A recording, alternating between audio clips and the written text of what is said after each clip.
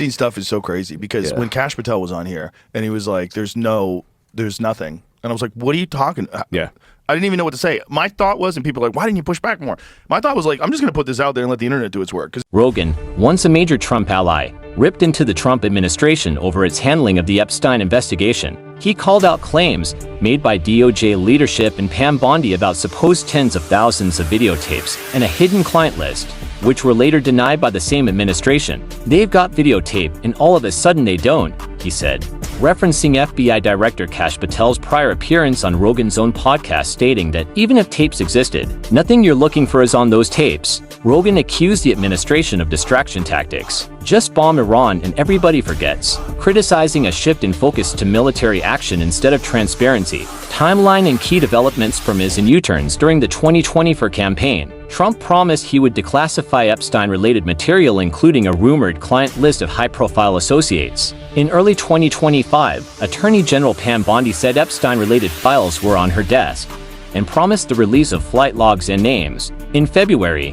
Phase 1 files were released but contained virtually no substantive new info. On July 7th, a joint DOJ FBI memo declared no incriminating client list existed and that no further disclosures were warranted. Fallout with MAGA influencers, key Trump-aligned podcasters Joe Rogan, Andrew Schultz, Theo Vaughn, Dan Bongino publicly expressed disappointment and frustration, accusing Trump of abandoning his platform promises. Broader controversy escalates. Media investigations revealed that Trump's name appears multiple times in Epstein-related documents. Allegations also surfaced about him sending a crude birthday note to Epstein in 2003. Trump denies it and is suing media outlets over the claim. House Republicans and Democrats joined forces demanding release of full Epstein files. Reports showed Maxwell's recent interview detailed testimony on approximately 100 names. Administrative crisis critics argue DOJ and FBI leadership have lost credibility and failed to clarify why promises turned to contradictions. Calls grew for accountability, resignations, and even a special prosecutor. Simultaneously, the State Department slashed staffing in its anti-trafficking office, raising concern that messages about sexual exploitation are being downgraded under Trump's leadership. Deflection and damage control. Trump loaded tax rebate checks funded by tariff revenues to shift public attention back toward economic issues. The White House attempted to pivot via legislative achievements, trade deals, and media framing, hoping to soften the political damage ahead of the 2026 midterms. Broken promises. Trump pledged transparency on Epstein files, but delivered minimal disclosures while later denying a client list existed. There's nothing I can... The guy's saying there's no tapes, there's no video. That doesn't make any sense. Everyone knows it doesn't make any sense. Let's just... And then he didn't know about the Michael Baden stuff, the autopsy stuff, where it showed that he had 3 broken bones in his neck, which never happens when you hang yourself. Even when you like leap from somewhere with a rope around your neck and it snaps your neck, you never have 3 broken bones. He's in a prison cell. He's not launching himself off the first floor balcony. The whole thing was nuts. And then he's like, well, we have a film. We're going to release that film. And the film has a fucking minute missing from it. Yeah. Like, do you think we're babies? Like, what is this? Also, you got people, including Dan Bongino, right, making bank for a couple of years talking about how awful it is, and we got to get this shit, and this is a huge conspiracy, and then you release a 2-page memo that says, there's nothing to see here. Yeah, because you're walking by your bedroom window and you see a little laser, red laser moving across your chest. But it really is. It's so look. You know me, I'm not a conspiracy guy by you nature. Are today. But I am today. Today, I'm fully on board with this shit. Everybody's in today. Yeah, no, but they're actually doing right as we speak, and I find this fascinating, is that the Assistant Attorney General, Todd Blanche, is down in Florida for an interview with Ghislaine Maxwell. Right? And she's serving 20 years in a Florida prison for sex trafficking. Right? To who, though? What's that? To who? Well, he's down there to interview her. But I'm saying she's sex trafficked to who? She was a co-conspirator of Epstein's, right? But don't you have to have a person who you're sex trafficking to? Exactly. And they talked about the victims somewhat during her trial. It was it was a very difficult trial in the sense of, they're trying to protect certain victims and others were coming forward. But, my surprise was nobody from DOJ has ever, according to her legal team, nobody has ever interviewed her from DOJ, right? So, Department of Justice. So this is the first time the Department of Justice, you're telling me, and meanwhile, up on Capitol Hill, you got Democrats like Adam Schiff and others going, we have got to release these fucking files. They had 4 years under the previous administration, right? Yeah. Look, everybody's fucked in this situation, but they had all that time to do whatever they wanted to do. And nobody, up until this point, apparently, has talked to her. Now, some folks on the legal side are saying, well, look, if she had anything interesting to say, she would have said it during the course of her trial, right, to save herself or to cut a deal. No. But now I don't think so. I don't. They'll kill her. Yeah. Well, the smartest thing for her to do is to keep her fucking mouth shut, which is what she did. Right. They put her in a cushy prison where she could do yoga. Yeah. Yoga in prison. That doesn't sound good. Here's one of my favorite ones. I'm gonna send you this, Jamie, because somebody tweeted this and it's just so perfect. And it just shows you how crazy this whole thing has been, like, from the very beginning. This is someone tweeted this from the Atlantic, and this is what's funny about this. Check this out, Jamie. So it's these fucking people. It's like they all knew her. They all knew him. So many people knew him and knew her, and they're all pretending that they didn't, and no one knew it. Check this out. This is the Atlantic says. Go up, Baker, so we can see it. So we can see the quote below it. Below it. I'm trying. I zoomed. No, go back. No, I zoomed. There we go. I can't read it. There it goes. This is what the Atlantic posts. If the Epstein scandal teaches us anything, it's that America needs a dedicated and decently funded group of people whose job it is not to just ask questions, but to find answers. And then this guy, Sean Davis, posts, the woman on the right is Ghislaine Maxwell. She trafficked children for Jeffrey Epstein. The woman on the left owns your magazine. This is so fucking wild. Yeah. Just that alone is so wild that they would have the balls to post that. We need dedicated journalists, not just people asking questions, which is, like, for sure, an attack on podcasts. Like, listen, you guys didn't do shit. Yeah. You didn't do shit. So just the fact that we're just asking questions along with that, or is this a knock on the defunding of PBS, which is essentially a propaganda network for the Democratic Party? Yeah, which is now being apparently, we'll see if that happens, but apparently being defunded. But yeah, look, everybody's worried now, right? No, at first it was like, okay, again, I go back a handful of years. Nobody was pushing for this, right? Because you got people from all sides probably on whatever that list looks like, whatever that Epstein file looks like, whoever was involved. You got people from all sides of the spectrum here going on. And so everybody's worried. So it looked like, all right, there's kind of this bizarre bipartisan moment where we're not going to push for this, really. We're not going to make a big effort here. We're not sending anybody from DOJ. The Dems aren't, during the Biden administration, calling for the release of the files. Now, all of a sudden, they smell, blood in the water and a particular, political motivation here. So let's get these files out. And, nobody's going to look good from this. But I would caution some, just because a name might be in a file, no matter whose it is, right? It doesn't necessarily mean there's nefarious activity. It could be like any police file, right? That says, okay, the individual stopped at this particular location and this person was there. Doesn't mean they're connected to something awful. They weren't fucking underage girls. Maybe they were if they're in the file, right? But I'm just saying there's a lot of people probably in that file that are going to be named, if it ever comes out, who may or may not have been engaged in illegal activity. But just release the goddamn things. The Epstein situation is going to be so disappointing to so many people now because I have this theory that nothing ever gets done in Washington, D.C., right? Investigations go to die there. Nothing ever happens. There's never any real consequences of any nature. And we got all sorts of things happening right now, right? So the Epstein case is just one of them. But right now you've got the Dems focused on Epstein because, they see there's just a good opportunity here to go after Trump, regardless of who else is in the files, right? And the Dems, I think, were worried for quite some time and didn't pursue it because, years back they were thinking, okay, Clinton's going to be embarrassed. We don't want that. Right. So, again, my point would be just release everything. I don't understand how, if you just look at the way that they handle this logistically, whoever thought, because the mob wants to eat, right? And they've been throwing red meat to the mob about Epstein files now for years. It's part of how they got elected. Right. And so whoever in their communications group or in their strategic thinking arena in the administration thought, that we can get away with just saying there's nothing to see here, they should be fired, right? Because there's no way you can satisfy this mob. And now the mob is oddly bipartisan because it's got the Dems and it's got, part of the base of Trump in there. Yeah. And they're all, screaming to have this, God damn it, just release this shit. Otherwise, this is going to be around like Martin Luther King and John F. Kennedy. And well, that's what's crazy. They did release more Martin Luther King documents, which is really crazy. Like, why are you holding secrets about the murder of one of the most beloved historical figures of all time from 1968? Part of that is a family request. It? Yeah, part of that's a family request. The family has asked, in the past on a number of occasions, they really don't want some of this because some of it's salacious about, Martin Luther King, which doesn't take away from everything that he did, right, as a leader of a cause and a movement. But some of it is, extramarial affairs. Yeah. So there's been some push be concerned about that. But yeah, now do the Epstein files. Well, they'll do it in yeah. the same amount of time, 56 years from now. Yeah, just like they did with him.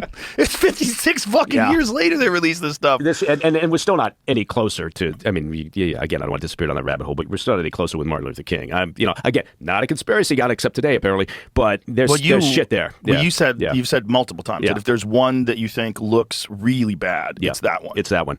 But I going back to, I know I'm bouncing around here, but going back to the Epstein thing, I don't understand how they handled this so poorly, right? For Pam Bondi to come out and talk about the files and oh my God, right. And then like within a blink of an eye, they come out with this bullshit Sunday night memo saying there's nothing to see. How could there's just a lack of coordination? Yeah, I do. Yeah, that makes sense. I think it's a messaging problem is always kind of a key element of the Trump administration, whether it's this one or not. And now, look, that's not I'm not knocking a lot of the policies. I like a lot of the policies that come out of this administration. This one and the first administration. But I'm just saying, a hallmark of a Trump administration is the ability to have a self-inflicted wound. Shoot yourself in the foot because of messaging, usually, right? Right. So I think they've done it again, and I don't see how they walk this back. They're trying to, I think, with this interview with Ghislaine Maxwell to say, look, we're trying, we're talking to her. But how does Pam Bondi say we have thousands of hours of footage, and then Kash Patel says we don't have anything that you're looking for? Yeah. And then Tim Dillon said he has lunch with J.D. Vance, and J.D. Vance says that 10,000 hours is commercial pornography. Right. Yeah. You think this freak show of Epstein wasn't like, it didn't have hidden cameras or wasn't taped and shit? Or whatever. 100%. I mean, come on. So, 100%. Yeah. Well, that was the thing about that house. That house they had in New York City, which is, by the way, for sale. And, oh, really? Yeah, nobody wants to buy it. Like, you want to buy Epstein's house? Do the cameras convey? Well, this is the thing. I mean, you got to gut the walls. How are you going to know what the fuck is in there? Yeah. Imagine you're walking around your house naked and you think that the CIA is, or your organization, Yeah. or whoever it is. To be fair, the agency's got a Mossad. lot of hours of videotape of me walking around naked. I'm sure. Yeah. But Mossad, whoever it is that was involved in this intelligence gathering, I mean, I'm just guessing. Right, I have no idea. But there's fucking pinhole cameras all over that house. Yeah. Yeah. Well, you Maybe they have took to them start down. from that perception, right? Because again, if anything else, you're just being naive if you think, no, there's nothing. Again, You got to God take damn it down to the bare beams. Yeah. What do you think that was all about? Who do you think was involved in that? Do you think it was the Mossad? Do you think it was some rogue intelligence agency in America? Was it a coordinated effort? You know what? I know there's there's a lot of talk about did he have some sort of intel connection, right? Right. That from my perspective, it's complete speculation. But I will say, like from an operational perspective, I have no idea. Was it Mossad? Was it anybody? Who knows? Right. But from an operational perspective, if you see a guy like this who's super connected and all the way back to 2008 was like his first trial, right? So he's had a long history of these problems. But if you know that he's kind of engaged in a variety of things. As an example, if I'm Chinese intel, right, and I just read the goddamn entertainment news, and there's these rumors and allegations of high-level people flying off to his island, I'm going to think that's interesting because potentially if I could get an accessed source there, if I can get somebody right inside that operation, whether it's Ghislaine Maxwell, or whether it's Epstein himself, whether it's somebody who's just on the outskirts of it, maybe I'll start picking up some pretty interesting leverageable information on people that maybe I want to influence. Right? And it's so funny to me that it's always comes down to like carnal needs and carnal desires. Yeah. It's always sex because these guys, when you get to like this Bill Gates level and Bill Clinton level, you can't just go pick up gals at the bar.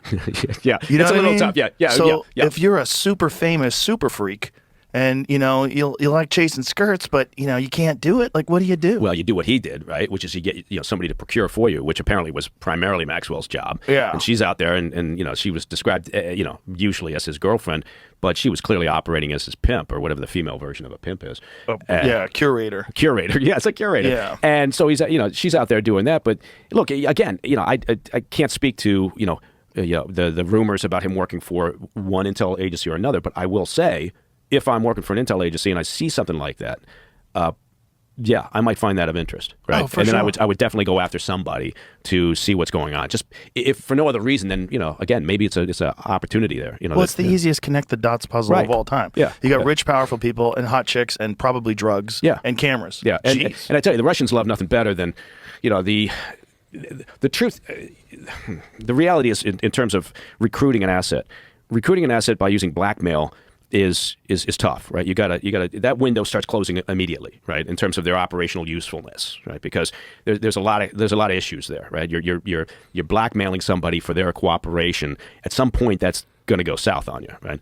It's not like you've recruited somebody for ideological reasons, right? Or Right. even something as straightforward as like they need the money because their kid's sick or whatever it may be. So blackmail's like, but having said that, look, the Russians in particular love that, right? And the Chinese intel, they'll do whatever works from their perspective.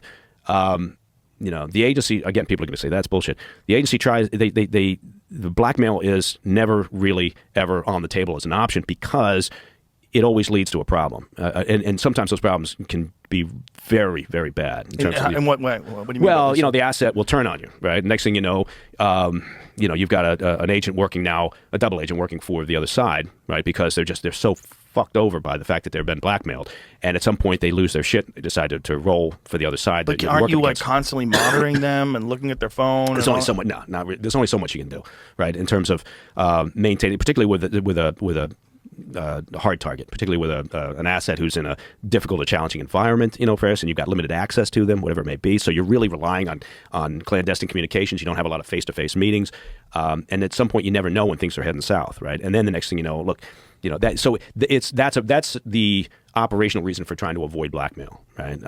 Has it ever been done? Well, sure, yeah. I mean, I'm not saying it hasn't been done, of course, but some services go to it much quicker than others do.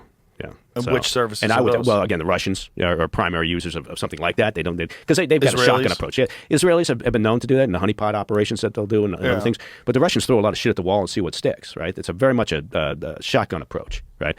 And honestly, sometimes that can work. Right? Wasn't that kind of, if you thought about this island, if you're bringing award-winning scientists, like famous people, politicians, world leaders, all to one place, you're basically throwing as much shit against the wall as you can. Yeah. And then you have all this stuff on all these different people, and they know it. And so then you just kind of like, wasn't there like some CEO that had to step down because he wound up giving Epstein, it was found out that he gave Epstein like $150 million that they couldn't explain why? Well, okay. Wasn't that the case, Jamie?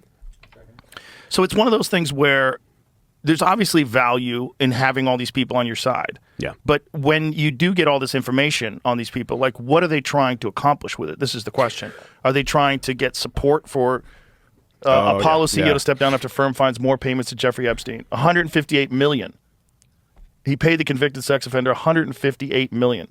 What does it? If you can you scroll down a little bit, Jamie? Yeah. He's planning to step down as chief. I've advised the Apollo board that I will retire as CEO before my 70th birthday in July. Remain as chairman. Oh, he's going to remain as a chairman. New York Times detailed at least $75 million in payments and found that Mr. Black had paid Epstein $158 million in a 5-year period ending in 2017. He also lent Mr. Epstein more than $30 million, only $10 million of which he was paid back. Wow. So that's a guy that they got something on him. I love this. Leon viewed Epstein as a confirmed bachelor with eclectic tastes. This was after his 2008 guilty plea. Yeah. Wow. Christ. Mr. Epstein's advice was worth perhaps $2 billion in tax savings to Mr. Black, according to the report. Right. What? But this is what Weinstein said. Eric said that there's like this guy is not. He's not good. He doesn't know what he's talking about. Like he wasn't a good financial advisor. Yeah, I mean, I think part of it is you can say, okay, why was he collecting people around him? Why was he doing? I mean, was he keeping a file? Right, you still have to figure out what that file looks like. Part of it could have been initially self-preservation. Right, I mean, he's engaged in all sorts of activity. He gets a few people into it, then suddenly, he doesn't look so bad, right? And he's kind of protecting himself because now I'm surrounded by people who also have to keep that secret. Right, so, but then the question becomes, is at what point is he or somebody in his little tight circle there? Are they approached? Right, by anybody who's interested in some of these folks. But we don't know because we don't know who the fuck's in these files. Right? So, or if the files even exist. If the files even exist. And apparently, there's nothing in there, according to Pam Bondi. And Cash Patel. The whole thing's nuts. Yeah. And then, have Bongino and Cash Patel saying he definitely killed himself. Like, what? Yeah. What? Okay, this just, the level of convenience. That's now NBC News Justice reporter Ryan Riley, MSNBC legal analyst and former federal prosecutor Christy Greenberg, and MSNBC political analyst and chief White House correspondent at the New York Times, Peter Baker. So, Ryan, what's the latest we're hearing from the Justice Department about today's discussions with Maxwell? So yesterday they came out and said that the defense attorney said that they had these ongoing meetings, that she was, honest. But I think that This is a very unusual moment that we're in, where you have for someone who is Deputy Attorney General as well as the president's former lawyer meeting with this convicted, sex offender who is basically behind bars until she's 80 years old. And there's very clear incentives in this case for her to try to cut some sort of deal or bring something that would satisfy the Trump administration and get some sort of relief from that sentence, whether it be in the form of a pardon, whether it be in the form of some sort of shortened sentence through the Justice Department process, through the court process, or whether it just be better conditions behind bars. So there's very clear incentives for Maxwell here, and it's unclear what the Justice Department could potentially get out of this, especially considering all of this evidence and everything was brought forward previously, and that she was considered such an unreliable source in the past that they did not go forward with any of the information, or that she was bringing, or did not even really offer up information because of that lack of trust that they had in her. Hearing from Maxwell's attorney just this morning ahead of today's interview. We just ask that folks look at what she has to say with an open mind, and that's what Deputy Attorney General Todd Blanche has promised us. And everything she says can be corroborated, and she's telling the truth. Christy, what questions do you have about how these interviews with Maxwell are being conducted and the parties involved?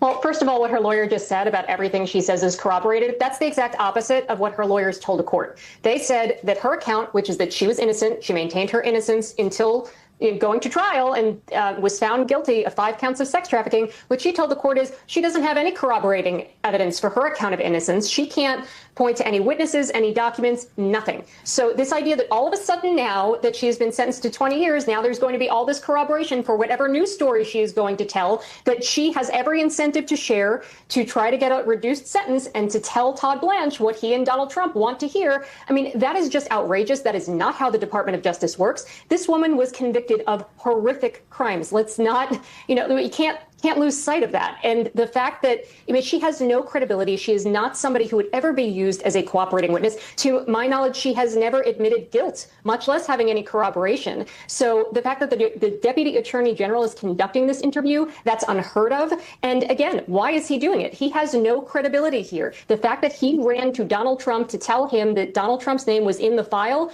again, he's got a total conflict of interest. His only interest here isn't in independence and getting to the truth. It's to try to distract people from the Epstein file and to try to get some story or some information to leak to be able to make Donald Trump happy and make his administration look better. That's what's going on here. This is not about building a criminal case. She is not usable as a witness. She is a proven liar and somebody who has done terrible things. And I really question what it is he is doing there and why it is he's looking to make some deal with the devil where he gets no prosecution in return.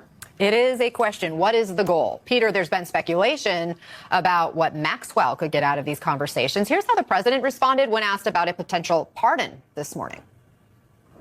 Would you consider a pardon or a commutation for Ghislaine Maxwell if she's cooperating? It's something I haven't thought about. It's really something. I'm allowed to do it, but it's something I have not thought about.